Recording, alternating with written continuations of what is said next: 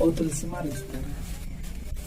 आयुष्मान भव अष्टैश्वर्य प्राप्ति ओम नमः शिवाय हर हर महादेव